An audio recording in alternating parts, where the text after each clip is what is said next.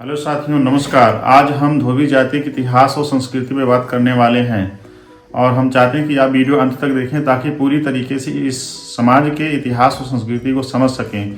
क्योंकि हम सबके दिमाग में कहीं ना कहीं ये बात घूमती है कि धोबी जाति का मतलब होता है कपड़ा धुलने वाली जाति, लेकिन धोबी जाति सिर्फ कपड़ा नहीं धुल रही है, उसमें दार्शनिक भी हैं, संगीतज्ञ भी हैं, भारतीय स्वतंत्रता संग्राम में आंदोलन करने वाले आंदोलनकारी भी हैं और उस समाज के लेखक भी हैं। लेकिन ये तमाम चीज़ों को हमारे नज़रों के सामने कभी आने नहीं दिया जाता है, या इतिहास में जो बातें पढ़ी हैं वो कभी इतिहास में पढ़ाई नहीं गई। हम यह देखते हैं कि धोबी समाज का जब जिक्र आता है तो अक्सर ये दिखाया जाता है कि ये वर्ग जो है इतिहास में कुछ करता नज़र नहीं आ रहा है। लेकिन मैं साथियों आज आपको बताने जा रहा हूँ, धोबी समाज में संत गाडगे हुए जो डॉक्टर B.R. अम्बेडकर के सहयोगी थे। धोबी समाज में संगीतज्ञ बन्नू हुई जो पंजाब चंडीगढ़ के आसपास की रहने वाली थी। बन्नूर एक ज़िला भी है पंजाब का, वो संगीतज्ञ भी थी। इसके अलावा हम देखते हैं आयलम्मा करके एक बहुत बड़ी क्रांतिकारी हुई जो कि ये तेलुगु प्रांत से आती हैं, आंध्र प्रदेश से, और ज़मींदारों के खिलाफ आंदोलन लड़ती हैं। इसके अलावा हम देखते हैं सिद्ध साहित्य में संत धोमिप्पा हुए। साथियों, हम इनका जिक्र बहुत ही बारीकी से और बहुत ही विस्तार से करेंगे। आप लोग वीडियो को अंत तक देखें ताकि भली भांति तरीके से आप समझ सकें। तथागत बुद्ध के धम्म आंदोलन के बाद जब क्रांति हुई तो उनके आंदोलन को समझाने के लिए, उनके दार्शनिक विवेचनाओं को समझाने के लिए सिद्ध परंपरा का आगाज हुआ भारत में, जिसमें 84 सिद्ध आते हैं। लेकिन 84 सिद्धों में से 36 सिद्ध ऐसे हैं जो आज की SC ST OBC जातियों से आते हैं और तमाम जातियों के बड़े बड़े दार्शनिक हैं, जैसे चमरिपा चमहार कम्युनिटी से, धोमिप्पा धोबी कम्युनिटी से, कुम्हारिपा कुम्हार कम्युनिटी से, कालपा लोहार कम्युनिटी से। इस तरह से 36 जातियों से जो है भारतीय समाज में देख रहे हैं कि संत सिद्धों में आ रहे हैं और उन सिद्धों ने बुद्ध की उन्हीं तर्कवेत्ताओं को, उनके मेटाफिजिक्स को अपने तरीके से प्रस्तुत किया। शब्दावली अलग थी, उदाहरण अलग थे, लेकिन दर्शन वही था। एक बार जिक्र आता है कि जिस तरह से कटहल के पेड़ पे जड़ से लेकर के तना तक, उसकी डालियों तक कटहल लगा रहता है, फलता है, तो उसको सबको कटहल कहा जाता है। ठीक उसी तरीके से तमाम मनुष्य जातियां हैं और उन सभी जातियों को जो है में पैदा होने वाले मनुष्य एक समान है। सभी मनुष्य कोई छोटा बड़ा नहीं है। तो संत धोमिप्पा जो धोबी समाज से आते हैं, ये सिद्धों में 28वें सिद्ध थे जो बहुत बड़े दार्शनिक थे। उत्तर भारत के का उनका क्षेत्र था जो है, और काफ़ी उनकी दार्शनिक मीमांसा रही है और बड़ा योगदान रहा है। क्योंकि सिद्धों में 84 सिद्धों में उन्हीं लोगों का नाम प्रमुखता से लिया जाता है जिन्होंने अपने दर्शन को, ज्ञान मीमांसा को, न्याय मीमांसा को और मध्यम मार्गी ज्ञान को प्रस्तुत किया जो है। इसलिए साथियों, जब किसी की लिस्टिंग बनती है तो उसमें कुछ खास लोगों का नाम लिया जाता है। उसमें क्या नाम है, धोमिप्पा एक प्रमुख है। लेकिन धोबी जाति के जब इतिहास की बात हम करते हैं तो धोबी जाति में एक गोत्र यूज किया जाता है धोबी समाज के द्वारा, जिसको कहते हैं माह माता। ये माह माता जो है अनायास या यूं ही नहीं है, क्योंकि अगर हम किसी गोत्र पे जाएंगे, उसके कारणों पे जाएंगे, उसकी ऐतिहासिकता पे जाएंगे तो हमको ये मिलेगा उसका कोई ना कोई एक ऐतिहासिक संबंध कहीं ना कहीं से जुड़ रहा है। तो माह माता जो है अचानक यूं ही नहीं आया है, क्योंकि माह माता नाम का इतिहास में कौन हुआ। तो हम जब इतिहास पर नज़र डालते हैं तो देखते हैं भगवान गौतम बुद्ध की माता जी, सिद्धार्थ की जो माता जी थी, उनका नाम था महामाया। ये माह माता अगर हम देखें तो अगर नरेशन में जाएं तो हमारा ये जो माह माता का लिंक है वहीं से मिलता है। इसके अलावा जो माता महामाया थी वो कौली वंश की थी। लेकिन साथियों, कौली वंश पे अगर हम गौर करें तो भारत की जितनी भी आज जातियां आ रही हैं, कहीं न कहीं उनका जुड़ाव वहाँ से मिलता है। आप उदाहरण के तौर पे देखें, असुरों में जो तमाम जातियां थीं वो अपने उनकी जाति का जो टोटम था वो याक पशु था। याक पशु को संस्कृत में चमर कहते हैं, चमर कहते हैं, और उन्हीं से जो है चमार शब्द निकल करके आया जो है। फिर हम देखते हैं कि उसी असुर जातियों में से जो लोग कपड़ा बुनने का काम कर रहे हैं उनको बुनकर कहा जा रहा है, जो कपड़े को धुल रहे हैं उनको धोबी कहा जा रहा है, जो कपड़े को रंग रहे हैं उनको रंगरेज कहा जा रहा है, या छीपा कहा जा रहा है, छिंबा कहा जा रहा है, और जो कपड़े की सिलाई कर रहे हैं उनको दर्जी कहा जा रहा है। आज भी उत्तर प्रदेश में, उत्तर भारत में खास करके देखें, रायबरेली, फैजाबाद, इलाहाबाद के इलाके में जो है देखें हम, तो हम ये देखेंगे कि जो कोरी समाज के लोग हैं वो उनको चमर कोरी कहा जाता है, चमर कोरी कहा जाता है या कोर चमार कहा जाता है। और जो लोग जुलाहा बन गए, मुस्लिम हो गए, उनको चमर जुलाहा कहा जाता है। आज भी वहाँ के लोग कहते हैं कि हम कोरी हैं और हम जो है चमार हैं। तो हम देख रहे हैं साथियों जो है कि जो धोबी समुदाय है, धोबी समुदाय कपड़े को धुल भी रहा है, कपड़े को जो रंग रहा है वो रंगने वाले को रंगरेज कहा जा रहा है, जिसको रजक भी कह रहे हैं जो है। और एक दिलचस्प बात यह भी है कि जो कपड़ा बुनने वाली जातियां थीं ये कौलिक थीं, और असुरों के राजा कौलितर भी थे। इतिहास में जब हम जाते हैं तो हम देख क्या रहे हैं कि माता महामाया जो थी वो कौली वंश की थी, और जितनी भी बुनकर जातियां हैं, दो धोबी जातियां, चमार जातियां हैं, इनका गोत्र वंश कहीं न कहीं जो है कौलिक मिल रहा है। इसके अलावा देखेंगे साथियों, जैसे चमारों का गोत्र, धोबियों का गोत्र कई जगहों पे मिल रहा है। जैसे फैजाबाद के इलाके में धोबी समाज के लोग जयसवार भी लिखते हैं, और इलाहाबाद के इलाके में चमार समुदाय के लोग जयसवार लिखते हैं। कहीं कहीं इनका टाइटल चौहान लिखते हैं। और वाल्मीकि समुदाय के काफ़ी लोग, एक लेखक हैं कैलाश चंद्र चौहान जी, अभी दुनिया में नहीं हैं, तो वो उन चौहान लिखते थे। एक न्यूज वीक के पत्रकार हैं सुमित चौहान जी, चमार समुदाय से आते हैं। धोबी समुदाय के ऐसे बहुत सारे लोग हैं जो चौहान लिखते हैं। इवन की नुनिया जो जाति होती है, बिहार उत्तर प्रदेश के इलाकों में मिलती है, ये भी अपना टाइटल चौहान लिखते हैं जो है। तो हम देखते हैं साथियों, एक साथ कई जातियों का टाइटल मिल रहा है। जिस तरह से चमारों का चमार समुदाय के लोग जो है मध्य प्रदेश में अहिरवार लिखते हैं, वहीं यादव समुदाय के लोग अपने आप को अहिर और लिखते हैं कि उनके कास्ट सर्टिफिकेट अहिर लिखा जाता है। तो इस तरह से देख रहे हैं तमाम जातियाँ एक दूसरे से जुड़ रही हैं। और भगवान बुद्ध से पहले जो बुद्ध हुए, जिसमें दीपंकर है, दीपांकर जो है बुद्ध हैं, बड़ा नाम है जो है।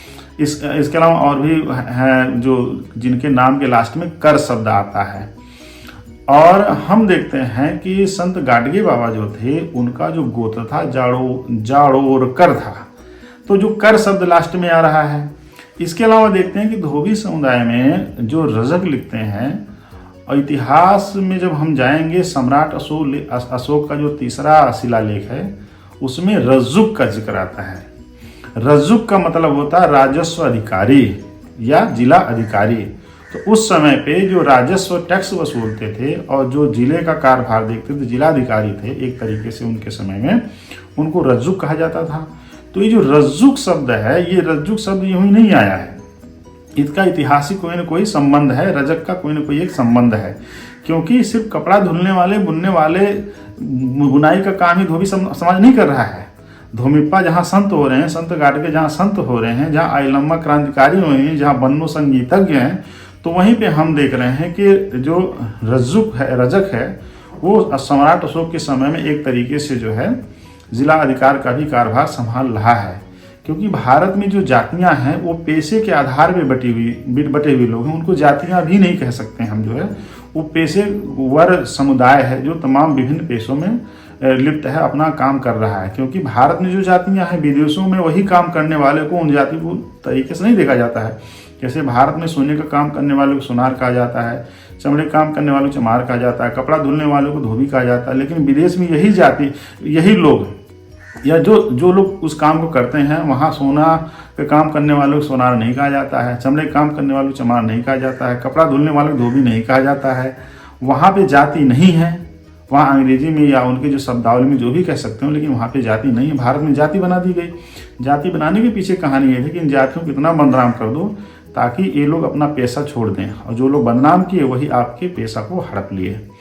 तो संत धोमिप्पा, संगीतज्ञ बन्नो, संत गाडगे बाबा और महामाया से संबंध आता है। क्या नाम है? महामाता का जो है। तो धोबी समुदाय का जो जुड़ाव है वहाँ से मिलता है। क्योंकि कासाय वस्त्र जो तथागत बुद्ध और भिक्षुगण पहनते थे, उस काम की रंगाई का काम कौन लोग करते थे? चीवर कौन लोग रंगा करते थे जो है। तो हम इस तरह से देखते हैं, तथागत बुद्ध के बाद सिद्ध परंपरा के लोग आते हैं, सिद्ध परंपरा के बाद नाथ परंपरा के लोग आते हैं, जिसमें गुरु मत्स्येंद्र नाथ हैं, गुरु गोरखनाथ हैं, उसके बाद कबीर और रविदास आते हैं। कबीर बार बार अपने क्या नाम है दोहों में कहते हैं, मेरी जात जुलाहा, कोरी हूँ, मैं जुलाहा हूँ। रविदास बार बार कहते हैं, खैर रविदास खलास चमारा, जो हम शहरी सुमीत हमारा। तो ये अपने पेशे को लेकर के बुलंद आवाज में अपने न्याय के अधिकार की, राइट्स की बातें तमाम दार्शनिक लोग कर रहे हैं। इसके अलावा हम देखते हैं साथियों जो है कि बहुत सारा रेफरेंस आपको ऐसे मिलेगा जो है कि भारत में क्या नाम है धोबी समुदाय के लोग हैं। कुछ राज्यों में ओबीसी समाज में आते हैं, कुछ राज्यों में एससी में आते हैं। जैसे अगर आप हम देखें जो है तो मध्य प्रदेश का जो बेल्ट है, जैसे यूपी है, बिहार है, दिल्ली, आसाम है, त्रिपुरा, इन सब में अनुसूचित जाति में आते हैं।